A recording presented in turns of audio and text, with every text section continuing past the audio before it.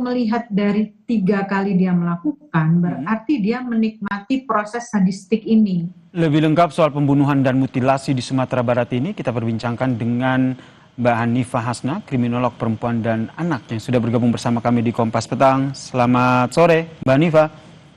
Selamat sore. Ini kalau kita lihat dari hemat Anda sebagai kriminolog, apa yang melatar belakangi yang membuat pelaku yang pertama dia masih berusia muda ini tega melakukan pembunuhan sadis disertai dengan mutilasi?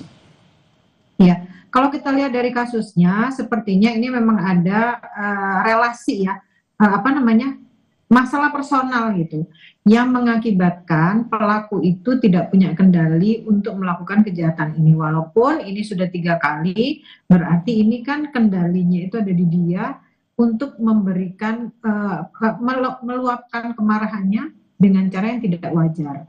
Dan kalau ini sudah 3 kali, berarti ada gangguan patologis yang terjadi pada diri pelaku. Seperti yang Anda sampaikan, ada relasi begitu. Kalau kita lihat yang disampaikan polisi, ini ketiga korban ini kan juga teman pelaku. Ya, betul sekali. Jadi pada beberapa kasus pembunuhan dengan mutilasi itu ada 2 hal yang harus kita pelajari. Yang pertama, pembunuhan ini dilakukan secara sadar. Yang kedua, karena akibat tertentu, terutama akibat gangguan mental. Tapi kalau korbannya ini adalah orang yang dikenali, biasanya karena ada gangguan relasi dalam hubungan mereka. Nah, ini mempengaruhi motif dari apa yang sudah dilakukan oleh pelaku terhadap korban. Pasti sebelumnya sudah ada konflik yang melatar belakangi, tapi karena si pelaku ini tidak bisa menyelesaikan dengan cara yang baik, agresivitasnya tinggi, dan mungkin ingin menguasai korban dengan cara sadistik. Pelaku sendiri kalau kita lihat ini melakukan pembunuhannya, terduga pelaku ini melakukan aksi kejinya ini di rumahnya sendiri. Ini apakah juga jadi salah satu alasan seperti yang tadi Anda sampaikan ada relasi kuasa di situ? Ya, jadi dalam hal ini kita melihatnya dari locus tempus actus. Lokusnya dia mencari tempat yang paling aman buat dia. Artinya dia bisa mengalihkan, dia bisa melindungi dirinya dari pantauan dari orang lain. Kan tidak dilakukan di luar rumah. Ketika dia melakukan di dalam rumah, berarti kan ada otoritas yang dia jaga gitu ya. Jadi lokusnya sudah memenuhi bahwa seseorang yang melakukan mutilasi secara terencana itu pasti akan melakukan di dalam rumah. Waktunya juga seperti itu. Dia akan mencari waktu-waktu yang tertentu sehingga orang lain tidak bisa mengetahui. Bahkan mengenali atau mendengar ketika dia melakukan pemotongan itu. Kemudian caranya kan pastinya dengan melakukan pembunuhan terlebih dahulu. Sehingga dalam kasus ini menjadi hukumannya bisa berlapis. Karena dari pembunuhan menjadi mutilasi, kemudian menghilangkan barang bukti. Walaupun yang belum kita ketahui adalah pembunuhannya dilakukan secara terencana atau tidak, tetapi mutilasinya pastinya dilakukan secara terencana. Ini yang sebenarnya ingin saya tanyakan Mbak Hanifah, kalau dilihat ini kan 3 perempuan, 1 dimutilasi begitu. Dari hemat Anda, apakah ini juga memang sudah direncanakan begitu?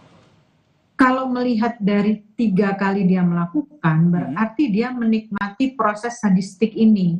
Artinya ini sudah ada perencanaan bahwa pengalaman pertama itu membuat dia melakukan pada korban kedua, kemudian korban ketiga. Artinya ada pembelajaran dalam dia melakukan kekerasan dan pembunuhan dengan mutilasi ini. Ini kan pembunuhan pertama dan yang kedua yang dilakukan oleh terduga pelaku ini kan 1,5 tahun yang lalu begitu, baru diketahui sekarang. Terus itu polisi juga sudah menyatakan bahwa salah satu motifnya adalah soal alasan hutang piutang. Apakah hanya sampai di situ atau ada motif lain termasuk dari kondisi kejiwaan pelaku? Oke, sebetulnya motif dari pembunuhan atau kejahatan itu kan ada 2. Instrumental dan material. Kalau instrumental itu segala sesuatu yang berhubungan dengan kondisi psikologis, kemarahan, dendam, kebencian, cemburu, dan lain-lain. Yang kedua karena hutang piutang, harta benda atau kedudukan, dan yang ketiga tambahannya adalah karena kondisi mental. Kalau dalam hal ini berarti 2 unsur tadi itu sudah terpenuhi antara sakit hati dengan material tadi terkait dengan hutang piutang. Tapi walaupun walaupun demikian banyak sekali juga orang-orang yang mengalami konflik seperti ini tapi tidak sampai memutilasi. Artinya ada kondisi-kondisi tertentu yang membuat dia tidak bisa menahan diri dan melakukan agresi ketika terjadi kesalahan pada hubungan mereka. Nah, ini yang harus kita pelajari. Dengan banyaknya kasus mutilasi ini, kita harus waspada, mulai aware dengan masyarakat sebetulnya bagaimana kondisi mental orang-orang Indonesia sehingga sangat-sangat mudah melakukan mutilasi. Apakah ini exposure media yang terlalu besar sehingga mereka akan copycat terhadap kejahatan yang sekarang sudah ada. Baik, terima kasih kriminolog perempuan dan anak Hanifah Hasna telah bergabung bersama kami di Kompas Petang. Salam sehat Mbak Hanifah. Terima kasih Mas.